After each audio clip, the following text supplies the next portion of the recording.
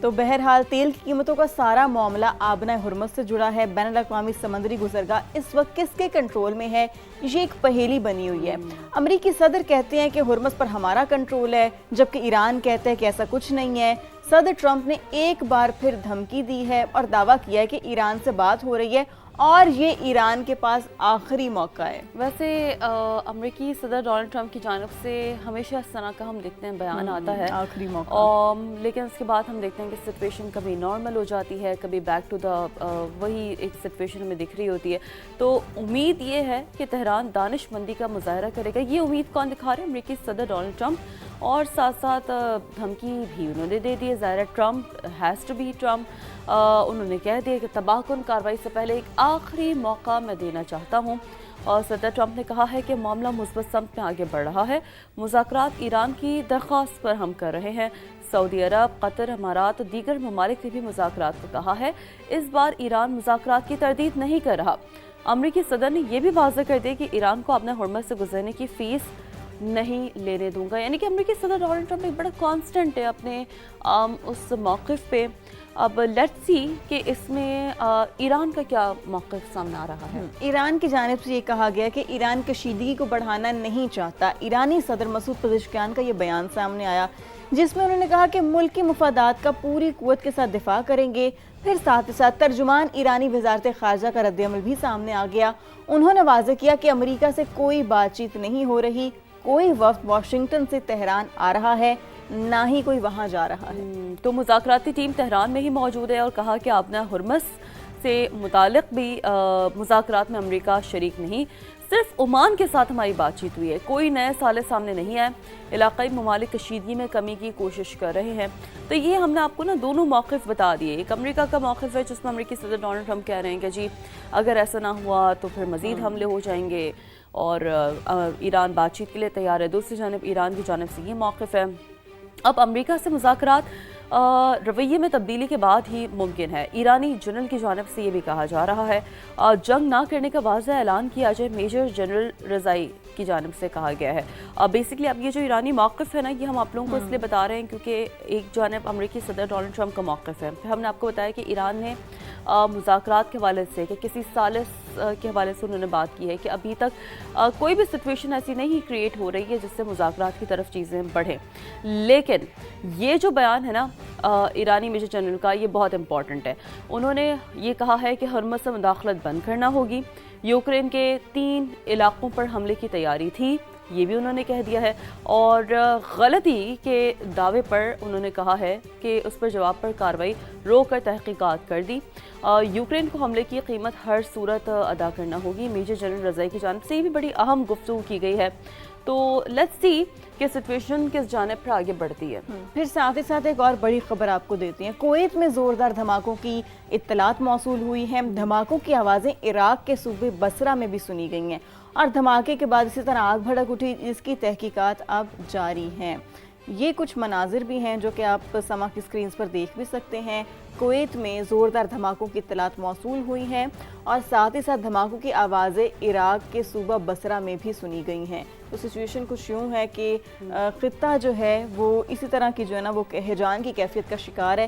لیکن پھر وہی بات کہ خطہ کسی نئی جنگ کا متحمل نہیں ہو سکتا، اس لیے دونوں فریقین کو بیٹھ کر ہی معاملات اپنے جو ہے نا وہ حل کرنے چاہیے. پاکستان نے تو ہمیشہ سے یہی کوششیں کی ہیں اور آگے بھی یہی کوشش کرے. بالکل. اور جی امریکہ اور ایران کے ایک دوسرے پر حملے تو رک گئے ہیں، لیکن سمندری گزرگاہ میں کشیدگی ہم دیکھ رہے ہیں مسلسل جاری ہے. لگاتار دوسری رات ہے جہاں عمان کے قریب کارگو شپ کو پروجیکٹائل لگنے کی اطلاع ملی ہے اور برطانوی میریٹائم ایجنسی کے مطابق واقعہ خصف کے شمال مشرق میں پیش آیا ہے. واقعے میں کارگو شپ کا عملہ محفوظ رہا ہے اور اس حوالے سے جو تحقیقات ہے وہ شروع کر دی گئی ہے. اب آپ دیکھ رہے ہیں کہ سچویشن کتنی زیادہ نا ایک طرح سے ہم یہ کہہ سکتے ہیں کہ تھوڑا سا ٹینسڈ ہے.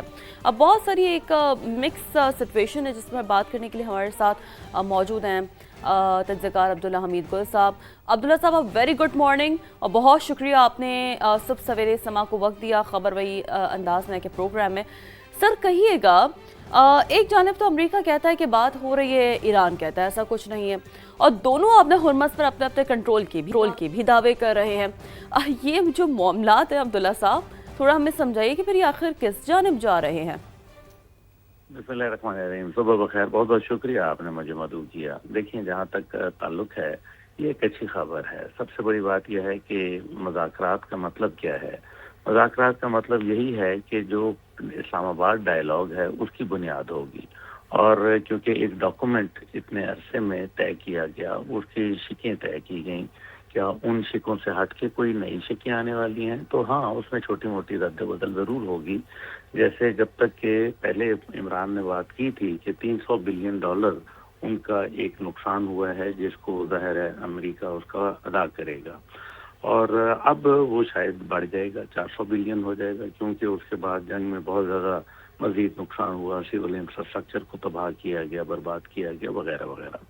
اور دوسری جانب امریکہ جو اب تمام بات چیت ہے اس کے اندر کہیں نیوکلیئر ڈیل کی بات نہیں آتی کہ نیوکلیئر ڈیل کیا ہوگی. پہلے بھی آپ کو یاد ہے کہ 19 اگست کو 2 مہینے جب مکمل ہونے تھے 14 نکات کے، جس کے اوپر شک بشک کام ہونا تھا، اس کے بعد آخری بات جو تھی 2 مہینے کے بعد وہ نیوکلیئر کے اوپر ہونی تھی.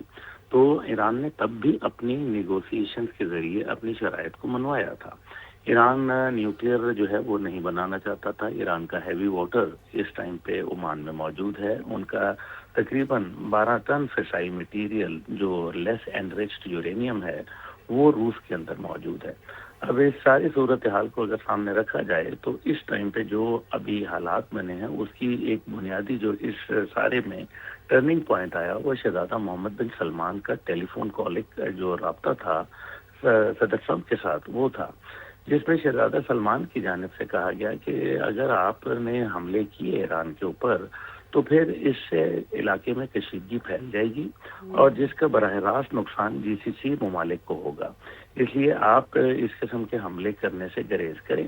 بصورت دیگر ہم آپ کی ایئر اسپیس اور اپنی لینڈ کے اوپر جو آپ کی فیسلٹیز ہیں، یعنی کہ جو آپ کے امریکی اڈے ہیں، ان کو ہم وہاں سے اب مزید ان کو برداشت نہیں کریں گے. یہ وہ ٹرننگ پوائنٹ تھا میرے خیال میں جو سادہ اور بڑے دو ٹوک الفاظ میں موقف شہزادہ محمد بن سلمان کی جانب سے اپنایا گیا. اور اس کے اوپر ڈونلڈ ٹرمپ صاحب کو پہلے بھی مشکلات کا سامنا تھا، کیونکہ ان کے جو 2 بنیادی مقاصد تھے جس سے وہ ہمیشہ دنیا کے اندر ایک خوف اور ہیبت طاری کرتے تھے، وہ ان کی ایئر فورس تھی اور دوسری ان کی نیوی تھی. جہاں ان کا بحری بیڑا جاتا تھا تو دنیا کانپ اٹھتی تھی، جہاں ان کی ایئر فورس جاتی تھی تو وہ لرز اٹھتے تھے. لیکن ایران کی صورت کے اندر یہ چیزیں انہوں نے استعمال کرنا اس لیے بند کر دیں کیونکہ دونوں بحری بیڑی ہے جو USS ابراہم لنکن اور جیرالڈ فورڈ جب بھیجے تو ان کو انہوں نے نشانہ بنایا جس کے اوپر جیرالڈ فورڈ کو تو بہت زیادہ نقصان پہنچا اور جو ابراہم لنکن تھا وہ 2200 کلومیٹر جا کے دور کھڑا ہو گیا. اس کے بعد ہم نے یہ دیکھا کہ ایئر فورس جو تھی ان کے جو سب سے ایس جہاز تھے، یعنی کہ ان کی ٹیکنالوجی کے جو نمبر 1 جہاز تھے جس کے اندر F-35 تھا، F-15 تھا، اس کے اندر A-10 تھنڈر بولٹ تھا، KC-135 جو فیولر تھے، اسی طریقے سے ان کے جو C-3 جیسے جاسوسی جہاز تھے، یہ تمام کے تمام ایران نے نشانہ بنائے اور ان کے ریپر ڈرونز جو تھے ان کو بھی انہوں نے بہت زیادہ نقصان پہنچایا. بالکل ایسے بہت زیادہ نقصان پہنچایا گیا ایران کی جانب سے بھی ان کو. لیکن عبداللہ صاحب اس میں ایک پوائنٹ یہ بھی تو ہے نا کہ حملے رکنے کے باوجود بھی امریکہ کے اتحادی ملکوں میں کچھ واقعات بھی رپورٹ ہو رہے ہیں. اب ایران کی جانب سے کہا جا رہا ہے کہ کوئی تیسری قوت نقصان پہنچانا چاہتی ہے. اب سب جانتے جب تیسری قوت کی بات ہوتی ہے تو یہ اشارہ کس طرف ہوتا ہے؟ یہ اشارہ اسرائیل کی طرف ہے. کیا کہیں گے آپ؟ دیکھیں اسرائیل تو ہمیشہ سے جو ہے نا وہ اسپوائلر رہا. میں آپ سے پچھلے گزارش کر رہا تھا وہ بڑا ضروری ہے. تو جب ان کی ایئر فورس اور نیوی ناکام ہوئی تو اس کے بعد کیا تھا، انہوں نے میزائل استعمال شروع کر دیے. تو انہوں نے تو کبھی اتنے میزائل بنائے ہی نہیں تھے، ان کو یہ علم ہی نہیں تھا. اس کی بنیاد کے اوپر امریکہ میں ایک نئی بحث چھڑ گئی اور جنرل ڈین کین جو جوائنٹ چیف ہیں اور وائس پریزیڈنٹ JD وینس، وہ انہوں نے کہا کہ جی یہ کام کرنا ہے. ابھی تو ہمیں میزائل سارے ہم استعمال کر رہے ہیں اور وہ ہمارے تھاڈ میزائل 80% ختم ہو چکے ہیں، پیٹریوٹ 60% ختم ہو چکے ہیں اور اسی طرح MCB میزائل جو ہیں وہ ہمارے اس ٹائم پہ 50% سے زائد خرچ ہو چکے ہیں اور جو باقی تھے وہ ہم نے اسرائیل کو دے دیے ہیں. تاکہ یہ جب اب آپ کی بات آ گئی، اب انہوں نے کہا جو ہم نے اسرائیل کو دے دیے، اب اسی دوران میں انہوں نے اڈے بھی اپنے شفٹ کرنا شروع کر دیے.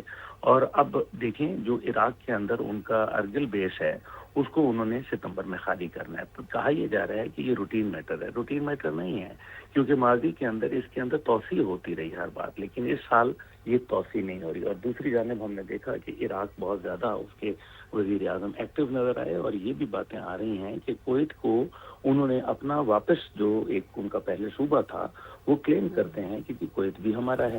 اس لیے کویت کی جو ٹیریٹوریل بارڈرز ہیں اب ان کو ایک انتہائی سے زیادہ شدید خطرہ ہے, اور یہی وجہ ہے کہ کویت کے اوپر حملوں کی رفتار بہت زیادہ تیز ہو چکی ہے, جس کا ابھی آپ نے بھی صبح ذکر کیا. دیکھیے